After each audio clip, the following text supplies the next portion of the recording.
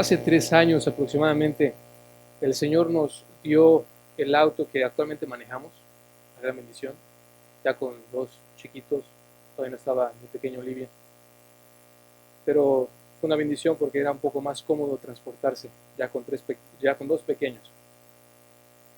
Y una labor que me había propuesto hacer antes de manejarlo fue leer el manual de uso.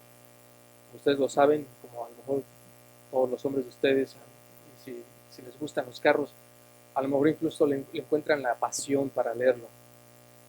Pero y a medida que iba leyendo el manual, descubrí realmente los beneficios del carro y los cuidados que tenía que tener para su mejor funcionamiento. Por ejemplo, echarle gasolina con 90 octanos o más para evitar el deterioro rápido del motor. ¿Qué es lo que significan los símbolos en el tablero? Particularmente los de color rojo que a veces ignoramos, ¿no es así? O cuánto aire debes echarle a las llantas dependiendo de la carga que tenga, etcétera. Otros detallitos que a lo mejor algunos de mis hermanos conocen mejor que yo, conocen más de mi carro que yo.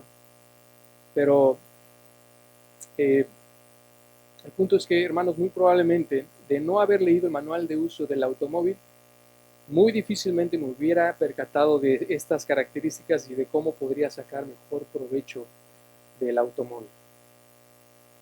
Ahora, ¿por qué digo esto? Bueno, algo muy parecido sucede en el ámbito espiritual. Cuando un creyente, alguien quien ya ha sido, alguien que ya ha creído en el Evangelio y se ha arrepentido de sus pecados, no conoce aquellas verdades bíblicas que describen la naturaleza de alguien que ya pertenece al Señor.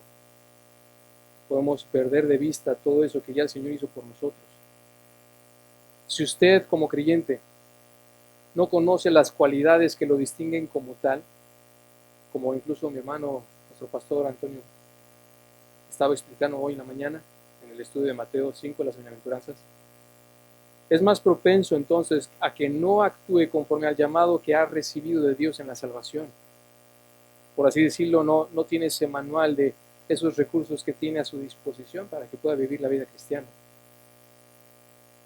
Por eso Pablo les exhortó a los creyentes de Éfeso a que vivieran de una manera digna del llamado que recibieron, únicamente después de que recibieron las bendiciones espirituales con las que ellos ya habían sido bendecidos. Efesios 4:1. Recuerden ese pasaje. Pablo les dice: yo pues, preso en el Señor, os ruego que andéis como es digno de la vocación con que fuisteis llamados. Eso a la luz de todas las bendiciones, reitero, que ya había mencionado en los primeros 3 capítulos de esta carta de Éfeso, a los Efesios.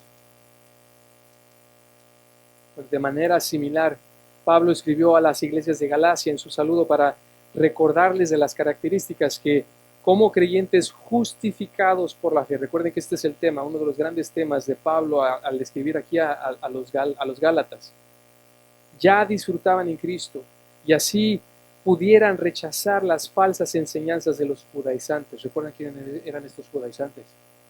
Judíos que aparentemente habían abrazado la fe cristiana, pero que estaban pervirtiendo el Evangelio, diciendo que no era suficiente creer en Cristo para tu salvación, sino que tenías que obrar.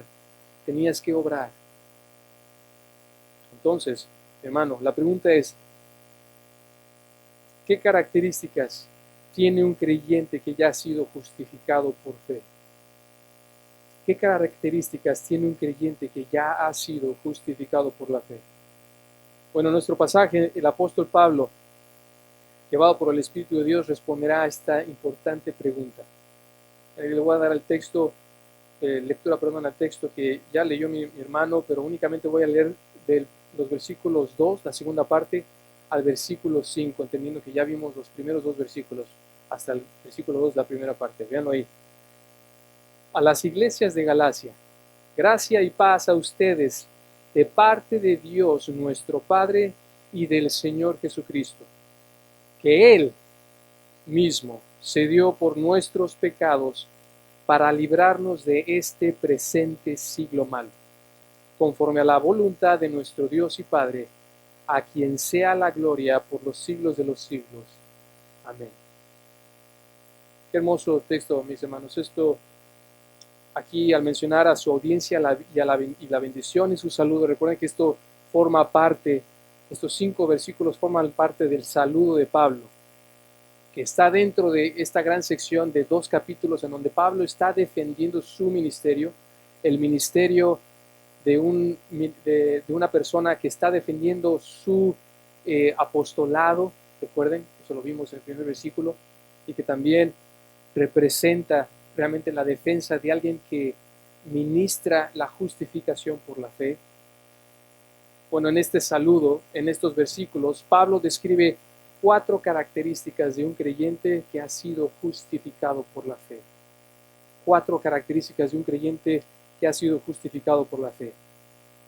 Noten en primer lugar que un creyente es llamado por Dios.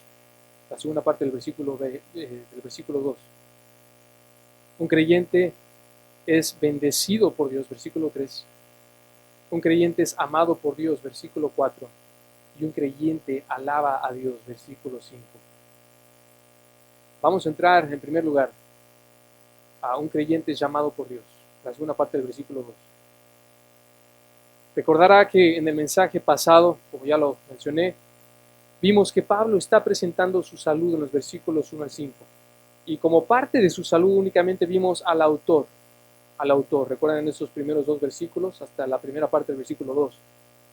Ahora, en estos versículos, que vamos a ver desde la segunda parte del versículo 2 al versículo 5, Pablo nos presenta su audiencia y su bendición como parte de su saludo. Y en este versículo 2 nos presenta su audiencia, en la segunda parte, a las iglesias de Galacia. ¿Lo ven ahí? Recordará también que en la introducción a esta carta vimos en el mensaje pasado, vimos quiénes eran los recipientes o la audiencia a la que Pablo escribió esta carta. Y dijimos que eran las iglesias que Pablo fundó en su primer viaje misionero a las ciudades de Antioquía, Iconio, Listra y Derbe, que formaban parte de la provincia de Galacia que se encuentra ahí en Asia. Eso lo vemos, por ejemplo, en Hechos capítulo 13, versículo 14 hasta el capítulo 14, versículo 23, en ese primer viaje misionero que Pablo realizó. Aquí es donde encontramos la primera característica, mis hermanos, de un creyente que ha sido justificado por la fe. Y escucha esto, hermano. Un creyente justificado por la fe es llamado por Dios. Es llamado por Dios. La palabra iglesia significa originalmente uno que es llamado fuera. Es una palabra compuesta en el griego. Ek, fuera, kaleo, llamar, eclesia. Y ahí viene esas 2 palabras. Literalmente vino a denotar a la iglesia como la congregación de los santos en el nuevo pacto, tanto en su aspecto universal como local. Ahora te voy a explicar estos 2 términos. El uso plural de la palabra iglesias que se usa aquí, que Pablo está utilizando aquí, demanda que en este contexto Pablo se refirió a iglesias locales en distintas partes de esta provincia de Galacia. Recuerden que habíamos visto que eran varias ciudades de Galacia. Por lo tanto, podemos afirmar sin miedo a equivocarnos de que Pablo dirigió su carta a creyentes justificados por la fe en Cristo.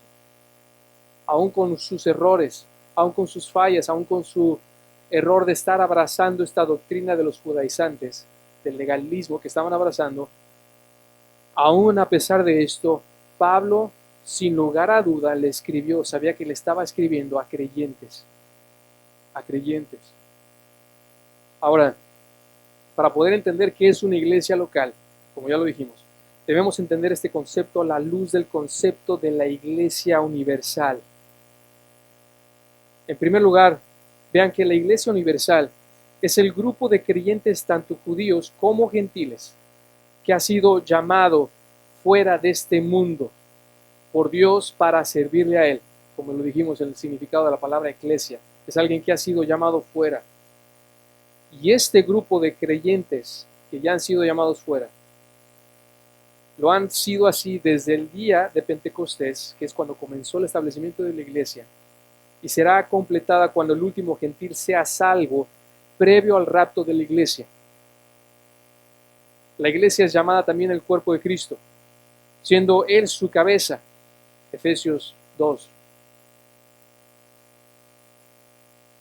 Cuando un pecador cree entonces en el Evangelio, hermanos, y se arrepiente de sus pecados, el Espíritu Santo bautiza o une a ese nuevo creyente al cuerpo de Cristo. La iglesia también es la esposa de Cristo que compró con su propia sangre. Es llamada la familia de Dios en 1 Timoteo capítulo 3, teniendo un solo Padre y a Cristo como hermano y coheredero con los creyentes. La iglesia apoya y sostiene la verdad de Dios, la Biblia. Y Cristo prometió edificarla. Mateo 16, ¿recuerdan? Esta es la iglesia universal, mis hermanos. Esta es la iglesia universal. Ahora, ¿cómo podemos entender entonces la iglesia local? ¿Qué es la iglesia local? La iglesia local es simplemente la manifestación o la expresión visible de la iglesia universal. Esta, aunque es una verdadera expresión de la iglesia universal, me refiero a la iglesia local, aunque es una expresión de la iglesia universal, siempre que tenga las características, de una verdadera iglesia, está compuesta de verdaderos creyentes y de falsos creyentes. Personas que piensan que son salvos, pero no lo son. Toda iglesia local sana, es decir, que procura ser una fiel y verdadera manifestación de la iglesia universal, tendrá las siguientes características basadas en Hechos 2:42, que no es una lista exhaustiva, no es toda la lista de una iglesia local sana, sin embargo es un buen comienzo, y toda iglesia sana debería de tener estas características que menciona ahí, Hechos 2:42, que con este texto dice, y perseveraban, o como lo vamos a ver, tiene otra connotación de continuidad, perseveraban en la doctrina de los apóstoles, en la comunión unos con otros, en el partimiento del pan y en las oraciones. Veanlo ahí en este texto, la primera característica de una iglesia local sana que despliega o que representa una iglesia universal es la enseñanza de la palabra de Dios. La enseñanza de la palabra de Dios. Noten ahí, y se dedicaban continuamente, así lo traduce la Nueva Biblia de las Américas, o perseveraban. La idea es de continuidad en las enseñanzas de los apóstoles. La enseñanza apostólica que menciona aquí Lucas es una referencia a la palabra de Dios, la Biblia.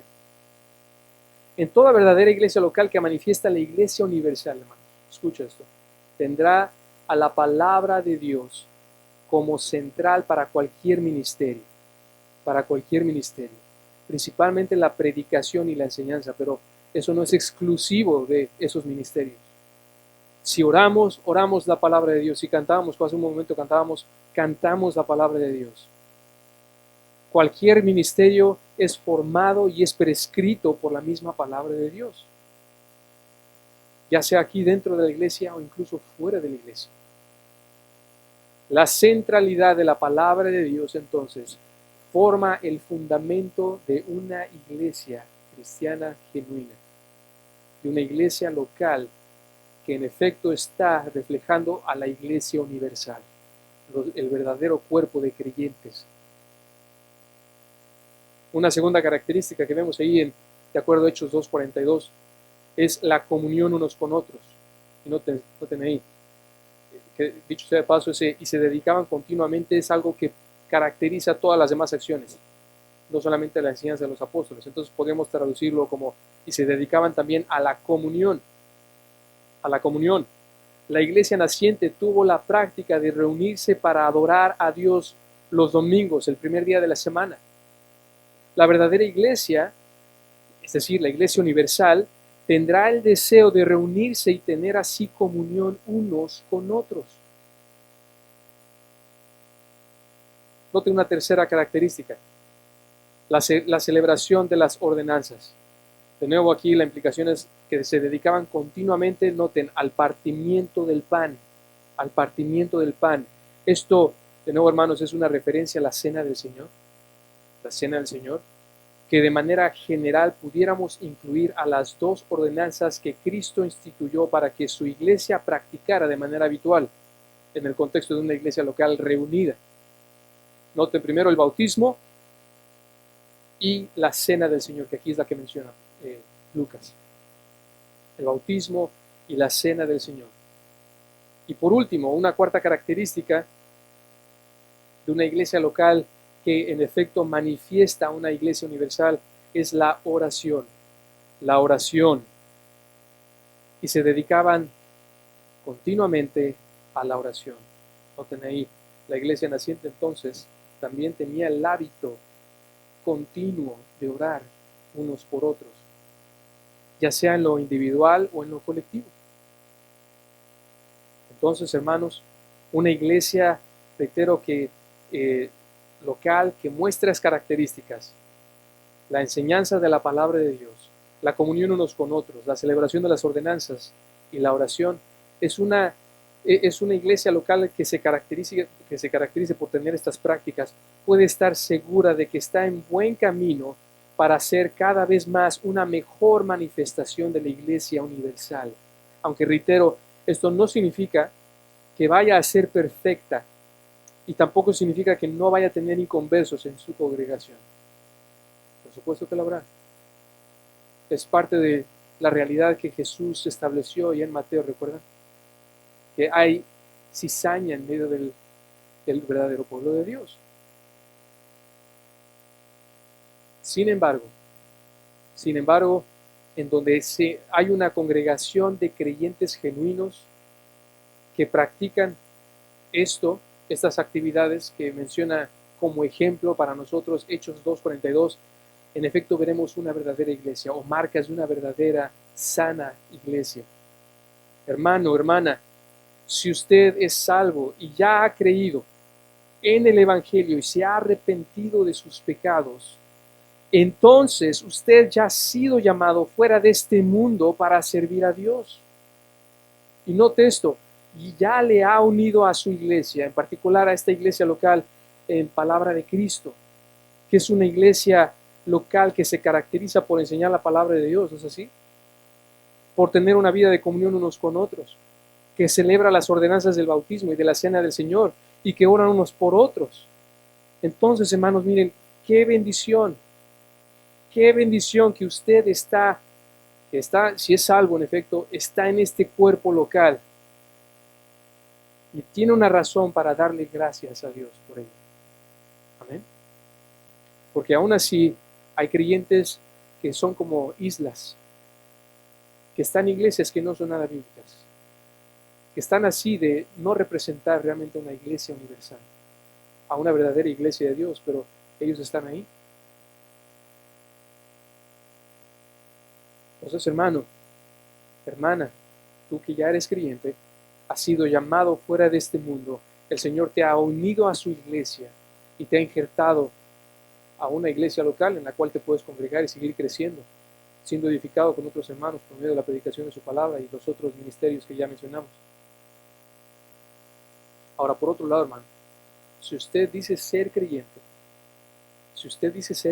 pero no tiene deseo de congregarse y tener comunión con los creyentes en una iglesia local, entonces tienes grandes razones para dudar si tu fe es realmente genuina. Tienes grandes razones para dudar de tu salvación.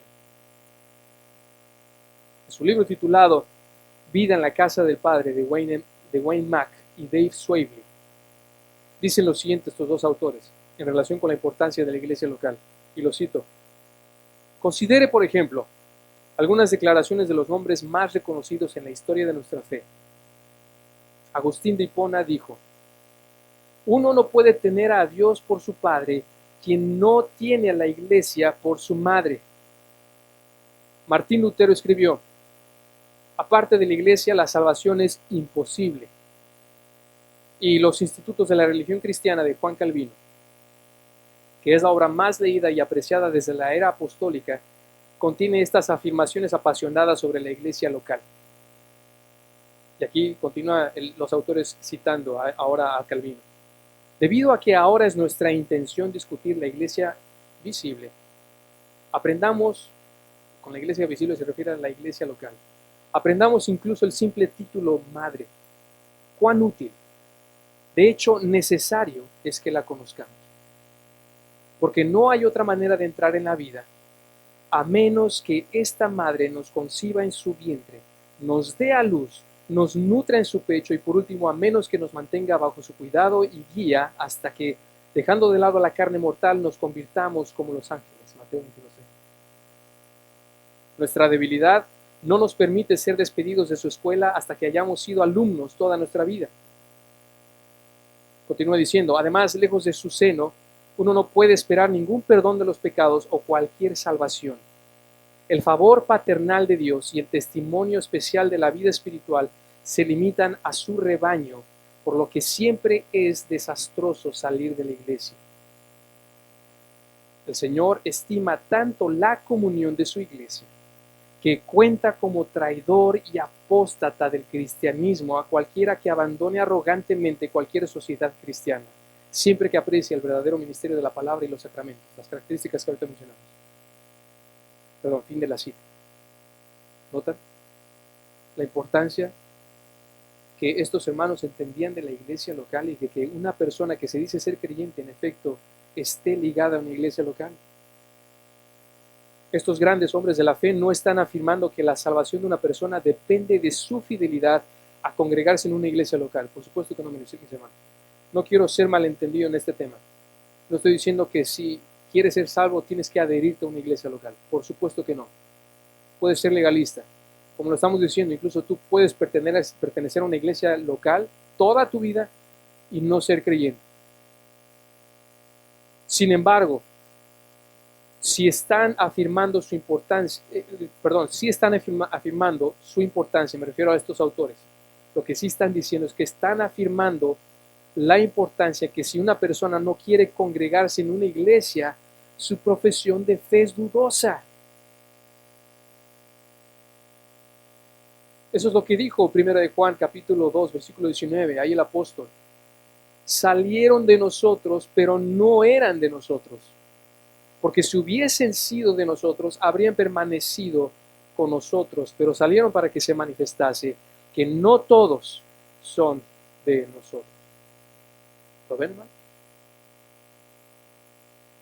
Es la misma realidad. Cuando alguien sale de la congregación local de la iglesia,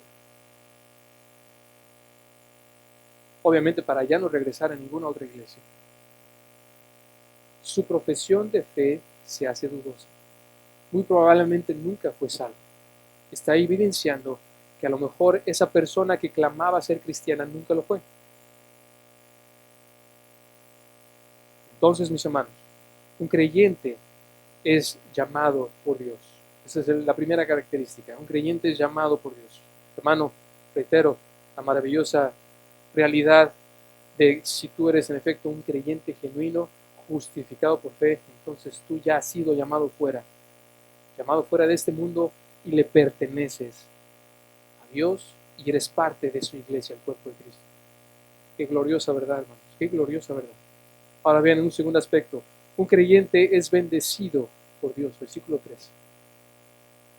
Un creyente es bendecido por Dios. Una segunda característica de un creyente justificado por fe es que es bendecido por Dios. Aquí Pablo muestra en su saludo común, y me refiero que es común porque siempre en su bendición, dentro de su saludo, una tras otra, casi todas sus cartas menciona este saludo. Romanos 1.7, 1 Corintios 1.3, 2 Corintios 1.2, Efesios, Filipenses, Tesalonicenses, en las dos cartas, y así. Dos bendiciones, aquí Pablo menciona, dos bendiciones y dos fuentes de esas bendiciones. Noten, gracia y paz a ustedes. La palabra gracia se refiere al favor de Dios en este contexto, hacia un pecador en la salvación, como lo vamos a ver más adelante. Como un hermano lo dijo, la gracia es la fuente y la paz es el resultado. La gracia es la fuente de todas las bendiciones espirituales que el creyente recibe de parte de Dios. La misma realidad que Efesios 1.3 nos da, bendito sea el Dios y Padre de nuestro Señor Jesucristo, que nos bendijo con toda bendición espiritual en los lugares celestiales en Cristo. ¿Lo ven ahí? Estas bendiciones espirituales o esta gracia por decirlo así, que funciona como la llave que abre la puerta para todas las demás bendiciones, comienza en la salvación. Comienza en la salvación. Como resultado de esta gracia es que el creyente tiene paz, que se refiere a la paz espiritual que Cristo da a los suyos como consecuencia de haber sido reconciliados con Dios. Romanos 5:1, ¿recuerdan? Justificados pues por la fe tenemos paz para con Dios. ¿No ven? Note ahora las dos fuentes las dos fuentes de estas dos bendiciones de la salvación. En primer lugar, menciona de parte de Dios nuestro Padre y del Señor Jesucristo. Ahora noten esto, la construcción gramatical es muy similar a la del versículo 1. ¿Recuerdan que lo vimos la vez pasada? En donde menciona que el apostolado de Pablo no fue mediante hombre alguno, sino por medio de Jesucristo y de Dios el Padre. Apuntando que el apostolado de Pablo, su fuente fue divina al poner al Padre y al Hijo al mismo nivel. Y aquí de la misma manera está estableciendo que tanto el Padre como el Hijo son la misma fuente de las dos bendiciones. Son la fuente de las dos bendiciones. Apuntando inequívocamente a la divinidad del Hijo, pues comparte la misma esencia que el Padre. Decir que la gracia proviene del Padre y de Cristo es hacer igual al Hijo que el Padre. Es decir, que Cristo es Dios también. Con esto, Pablo está enfatizando que la salvación que las iglesias de Galacia disfrutaban no fue el resultado de sus obras o sus esfuerzos humanos. ¿Lo ven, hermano? Algo que los judaizantes afirmaban. Recuerde que Pablo aquí está defendiendo no solamente su apostolado, sino también la doctrina de la justificación por la fe que él proclamaba. Y al darles estas bendiciones, inequívocamente les está recordando que todas las bendiciones que ellos tienen, empezando con la gracia y la paz, apuntan a que esas bendiciones no las recibieron por parte de obras o méritos que ellos pudieran haber logrado, sino que tiene su fuente y su origen en Dios y en el Señor Jesucristo. ¿Lo ven? Toda esta defensa de la justificación por la fe perspira en las palabras de Pablo aquí que les está escribiendo a los Gálatas. Qué hermoso, hermano. Y note esto, mi hermano, si usted es salvo de la misma manera, en efecto, como ya lo dijimos, si usted ya creyó, ya ha sido justificado por la fe, usted ha sido el objeto de la gracia de Dios y ahora tiene paz con Dios también. Ya al haber sido reconciliado con el Padre. En otras palabras, usted disfruta de estas mismas dos bendiciones. Usted ya tiene gracia y paz. Y esto es otra razón más para alabarle, ¿no es así? Por eso es una maravillosa manera, deberíamos adoptarlo, en efecto, esa manera de saludarnos entre nosotros, gracias y paz. Digo, vamos a sonar muy espirituales para el mundo, pero hermanos, es una realidad, ¿no es así? Debería ser un saludo casi que deberíamos adoptar, un saludo paulino, por así decirlo, que adoptemos, hermano, gracia y paz, porque en efecto, si somos creyentes, si estamos tratándonos entre creyentes, en efecto, hemos recibido gracia y paz. ¿No es así, hermano? Gracia y paz. Hemos sido grandemente bendecidos. Y de hecho,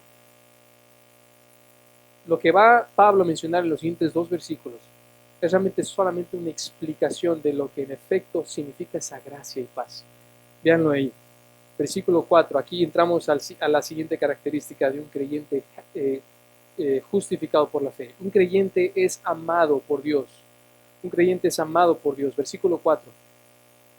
Que Él mismo, es decir, el Señor Jesucristo, del versículo 3, se dio de la manera más breve posible, hermanos. Pablo nos muestra cómo Dios realizó la salvación al haber derramado su gracia y paz sobre el pecador. Se dio, que es un participio en el original, indica cómo se realiza una acción. ¿Sí? Indica el cómo de una acción. Es un modificador de un verbo principal. En su significado más esencial, este verbo expresa la muerte de nuestro Señor Jesucristo motivada por su amor hacia el pecador, y que es el singular acto más representativo de cómo Dios aplica la salvación al pecador. El sustantivo equivalente del verbo dar en otros lados del Nuevo Testamento es la palabra que se traduce como don o regalo.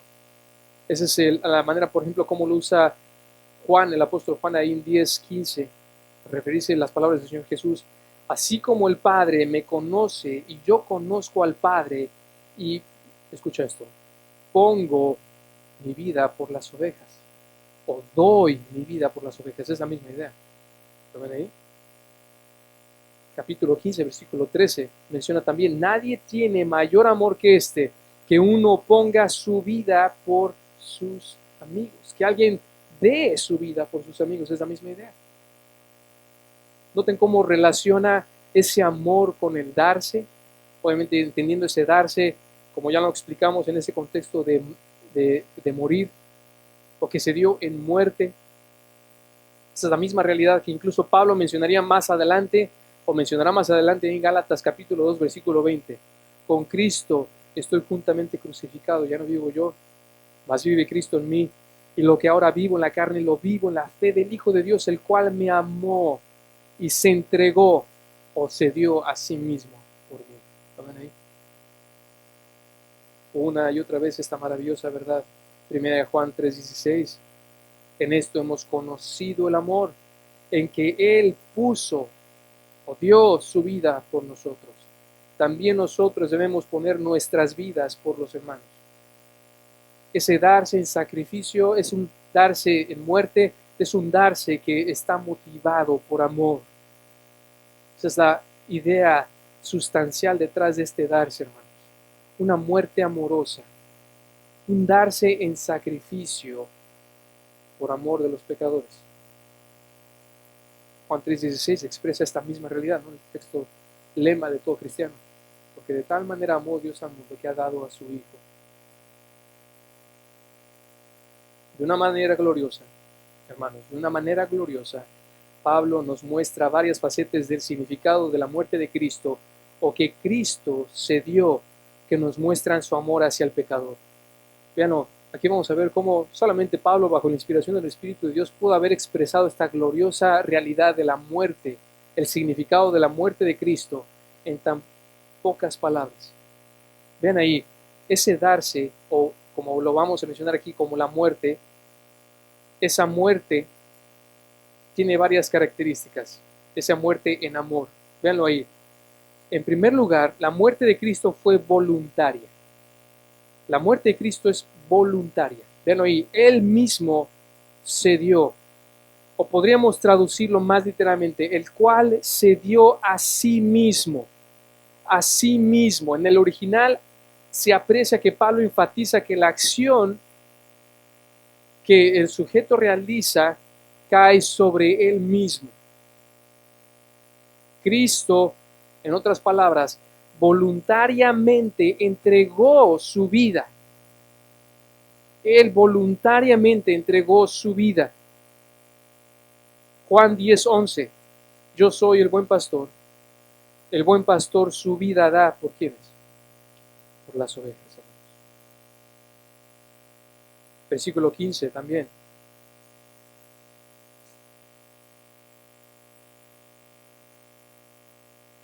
Así como el Padre me conoce y yo conozco al Padre, y pongo mi vida por las ovejas.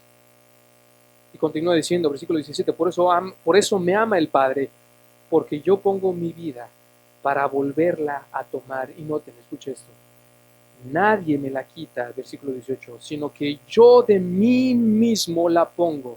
Tengo poder para ponerla y tengo poder para volverla a tomar. Wow, hermanos. Cuando el Señor se dio a sí mismo, lo que está expresando es que tuvo el deseo y la voluntad de entregarse. No lo hizo a regañadientes. No lo hizo, Señor Jesús, bueno, ya, Padre, me toca morir, bueno, ya lo voy a hacer. estoy obligado a hacerlo. Él quiso hacerlo. Él estuvo dispuesto a hacerlo. Lo vimos en nuestro estudio de Filipenses hace unos domingos con nuestro hermano Luis, ¿recuerda? Hablando de la humillación de Cristo, en efecto. Su sacrificio voluntario es una expresión de esa muerte amorosa. Pero noten esto, hay un segundo aspecto de la muerte de Cristo. La muerte de Cristo fue completa. No solo fue voluntaria, sino que también es completa. Se dio.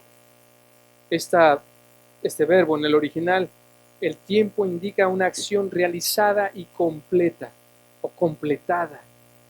Ya Cristo murió de una vez y para siempre, y ya no es necesario otro sacrificio más por nuestros pecados. El Señor Jesús declaró al final de su agonía en la cruz, ¿recuerdan? Consumado es, ahí en Juan 19:30, consumado es. La muerte de Cristo es suficiente para pagar por todos nuestros pecados, ya pasados, presentes, futuros, incluso los que no hemos cometido, ya todos han sido ya saldados. Ya no hay deuda más que pagar. Ya no hay necesidad de más sacrificios por nuestros pecados. Hebreos 10:9, y diciendo luego, he aquí que vengo, oh Dios, para hacer tu voluntad. ¿Noten ahí? Quita lo primero para establecer esto último. En esa voluntad somos santificados mediante la ofrenda del cuerpo de Jesucristo, una vez para siempre. Una vez para siempre. Qué hermoso texto, hermanos. Primera de Pedro 3:18. Porque también Cristo padeció una sola vez por los pecados, el justo por los injustos, para llevarnos a Dios. Qué gloriosa verdad, mis hermanos. Qué gloriosa verdad. Por eso es una aberración para nosotros que sabemos, que muchos de nosotros, incluyéndome a mí mismo, viniendo del sistema del catolicismo romano, por eso consideramos una aberración la misa, ¿no es así? Porque la realidad, o al menos eso es lo que enseña la Iglesia Católica Romana, es de que cuando se celebra la misa estamos celebrando otro sacrificio de Cristo, o así ellos lo creen. Pero no es así, mis hermanos. Ya el sacrificio de Cristo fue completada, fue realizada una vez y para siempre, y ya no hay más necesidad de sacrificios.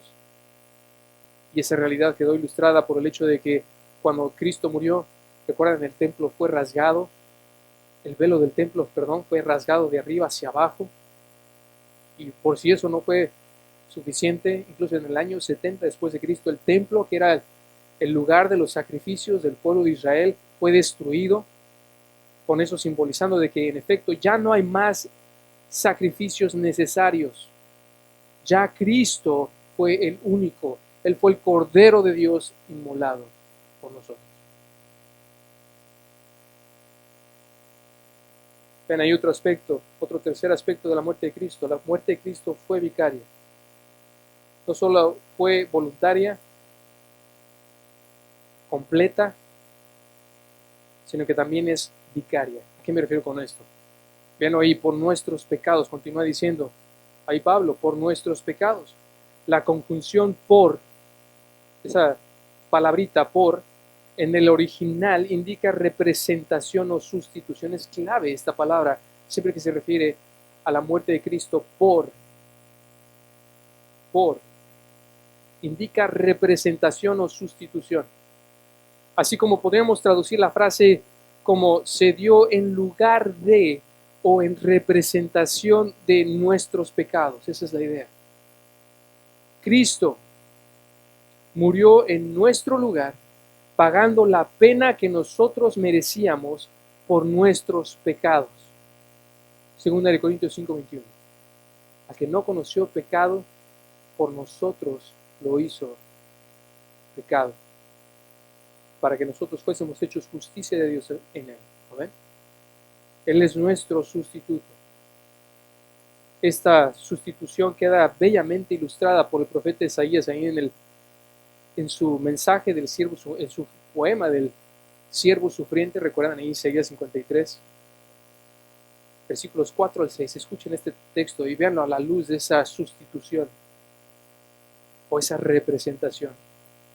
Ciertamente llevó Él nuestras enfermedades y sufrió nuestros dolores, y nosotros le tuvimos por azotado, por herido de Dios y abatido. Mas Él fue herido por nuestras rebeliones, molido por nuestros pecados. El castigo de nuestra paz fue sobre Él, y por su llaga fuimos nosotros curados. Todos nosotros nos descarriamos como ovejas, cada cual se apartó por su camino, mas Jehová cargó en Él el pecado de todos nosotros. Qué hermoso, hermanos. Cuando Él estaba muriendo ahí en la cruz, Él no estaba muriendo por algún pecado que Él había cometido. Él murió por el pecado nuestro. Él murió como el injusto. Él murió tomando nuestro lugar, como si Él personalmente hubiera cometido cada uno de tus pecados.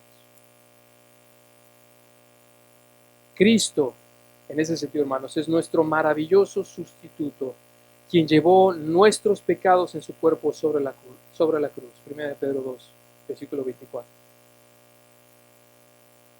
Note, la muerte de Cristo fue sacrificial. Cuarto elemento de la muerte de Cristo fue sacrificial. Esto está relacionado también con la frase nuestros pecados. Nuestros pecados. Esta frase indica que la muerte de Cristo funcionó como una ofrenda por el pecado que satisfizo la ira justa de Dios. Que satisfizo la ira justa de Dios. Efesios 5:2. Véanlo ahí. Y andad en amor, como también Cristo nos amó. ¿No tenéis esa muerte amorosa? De nuevo, y vean las implicaciones de esa ofrenda. Y se entregó a sí mismo por nosotros, ofrenda y sacrificio a Dios en olor fragante. Esta verdad también implica la gravedad de nuestros pecados, ¿no es así? Hermanos, si podemos vislumbrar el maravilloso costo que nuestros pecados tenían que apropiarse para ser cubiertos, entonces deberíamos también apreciar lo severo que es el pecado, que es nuestro pecado. Qué tan horrendo es nuestro pecado a la vista del Dios Santo, que lo único que pudo aplacar su ira fue la muerte de su Hijo. Lo único que pudo aplacar su ira fue la muerte de su Hijo, ¿no es así? En su comentario de Gálatas, Martín Lutero comenta lo siguiente, y lo cito: esta oración también define nuestros pecados como grandes, tan grandes, de hecho que el mundo entero no podría hacer las paces con Dios por un solo pecado. La grandeza del rescate, Cristo, el Hijo de Dios, lo indica. El carácter vicioso del pecado se saca a relucir con las palabras: quien se entregó a sí mismo por nuestros pecados. El pecado es tan cruel que solo el sacrificio de Cristo podría expiar el pecado. Cuando reflexionamos que la pequeña palabra pecado abarca todo el reino de Satanás y que incluye todo lo que es horrible, tenemos razones para temblar. Pero somos descuidados, hacemos luz del pecado. Creemos que con un poco de trabajo o mérito podemos descartar el pecado. Fin de la cita. Qué terrible. Tiene razón Martín Lutero. A la luz de lo que Pablo está diciendo aquí acerca de este sacrificio vicario y que murió en nuestro lugar, pero también como sacrificio, debió haber sido, este mensaje debió haber retumbado en los oyentes de los Gálatas. ¿Por qué? Porque ellos estaban buscando, de alguna manera, buscando el favor divino por medio de sus actos. Y se estaban olvidando del gran sacrificio que le llevó al Hijo de Dios lograr nuestra salvación. Hermanos, siempre que rebajemos la santidad del carácter justo de Dios, vamos inevitablemente a bajar la perspectiva del pecado. No lo vamos a ver tan horrendo. ¿No es así? Si pervertimos la doctrina del pecado y no lo vemos tan horrendo como realmente lo es, entonces vamos a acabar diluyendo el carácter de Dios. Bueno, mi pecado no está malo. El Señor no es tan severo con mi pecado. Eso fue el error del pueblo de Israel ahí en Romanos 10, pensando que la justicia de Dios era más baja y que la justicia de los judíos era más alta de lo que realmente era.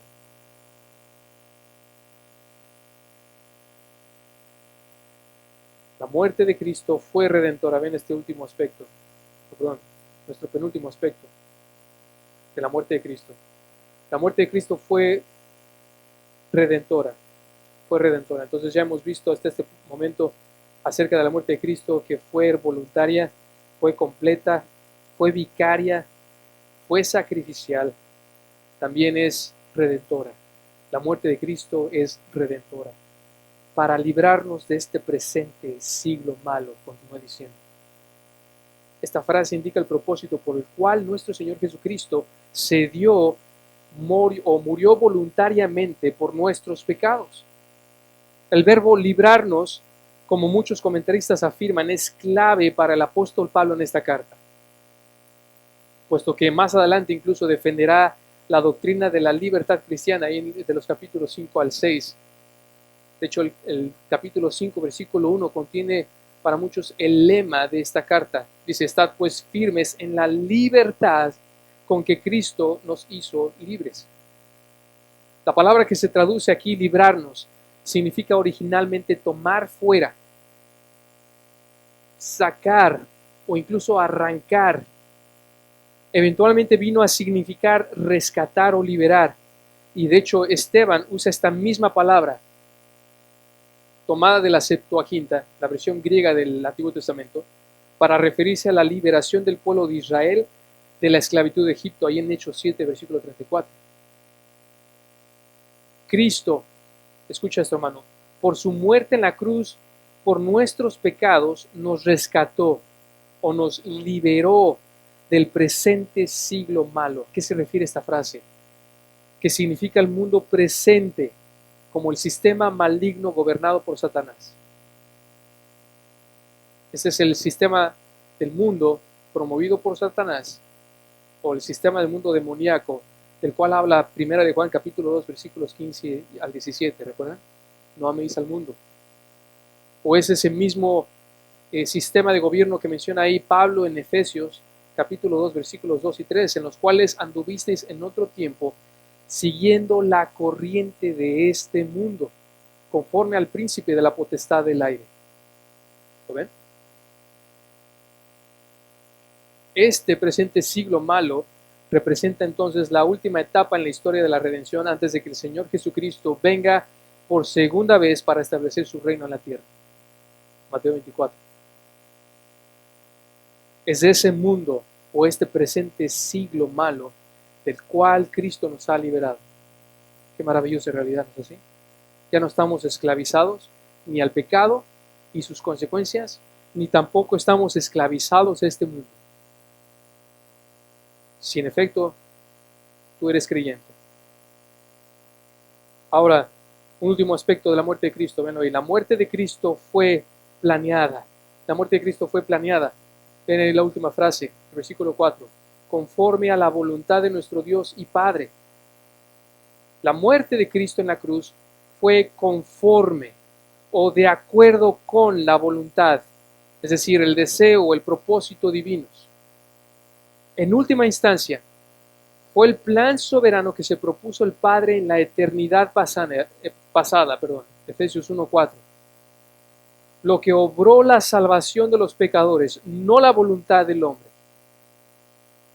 Esta declaración, de nuevo, fue un fuerte golpe en contra de los judaizantes que enseñaban que las obras del hombre y su obediencia a la ley podían lograr la salvación. Entonces, hermanos, aquí estaba con toda esta frase explicando la muerte de Cristo en sus distintas facetas. Pablo estaba declarando que en efecto la salvación del Señor le pertenece a Dios, de principio a fin. De principio a fin.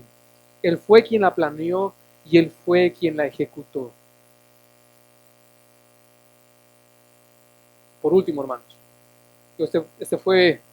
esta tercera característica fue en la que más nos tomamos un poco de tiempo por su carga, no es así, teológica, pero ya el último aspecto que vamos a ver es más sencillo, hermanos, es más breve. Un creyente alaba a Dios. Un creyente alaba a Dios. Véanlo ahí, versículo 5, la última característica. Por último, un creyente que ha sido justificado por la fe en su Señor, alabará a Dios. El versículo 5 contiene una pequeña doxología, es decir, un mensaje de alabanza o adoración a Dios. ¿A quién? Note cómo empieza. Es decir, a Dios Padre, que es el antecesor inmediato aquí que menciona. Sea la gloria por los siglos de los siglos. Amén. El verbo implícito escondido, implícito, que significa escondido, en esta oración es sea, ya que este verbo no está en el original. Este sea no se encuentra ahí, sin embargo, el contexto demanda que esté ahí, y por eso bien lo traduce así la Nueva Biblia de las Américas. Sea, de hecho por eso está en manuscritos, porque no se encuentra ahí, pero podríamos ponerlo ahí porque así lo demanda el contexto. En otras palabras, aquí Pablo está expresando una petición o un deseo, un anhelo intenso de que Dios sea quien reciba la gloria, la alabanza, la adoración. Obviamente no es que nosotros le agreguemos gloria a Dios, sino que simplemente el creyente la está reconociendo. Es lo que los teólogos le llaman la gloria adscrita. Es la gloria que le atribuimos a Dios al ver realmente su carácter glorioso. De nuevo, vean esto, hermanos. ¿Por qué está con este deseo o un anhelo intenso Dios? Pablo, de alabar a Dios, debido a la obra de la salvación, es el contexto. La salvación que ya mencionó el versículo 3. Y no es de sorprenderse por lo que ya ha descrito de los versículos 3 y 4. De nuevo, con estas palabras, Pablo dejó sin argumento alguno a los judaizantes que exaltan la salvación por obras. ¿No es así?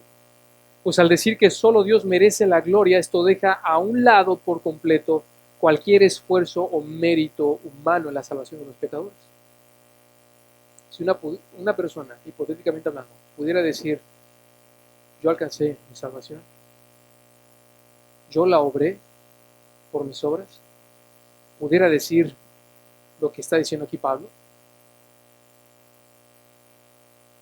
pudiera decir, a Él sea la gloria por los siglos de los siglos.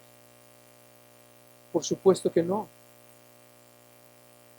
Solo a Dios la gloria. ¿No es así? El gran lema de la Reforma, soli Deo gloria. Después de describir las misericordias de Dios, que son las bendiciones de la salvación que el creyente ha recibido por la fe, de los capítulos 1 al 11 de Romanos, Pablo por eso concluye con esta doxología. Otro himno de alabanza.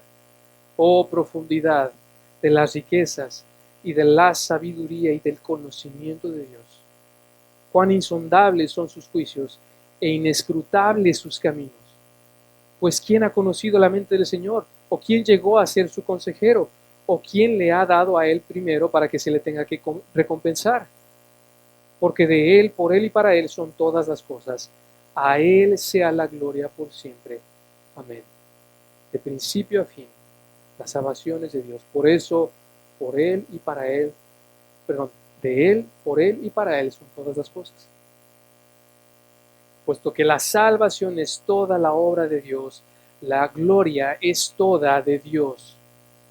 Todo creyente justificado por la fe, entonces, reconocerá esto. Amén. Vamos a orar.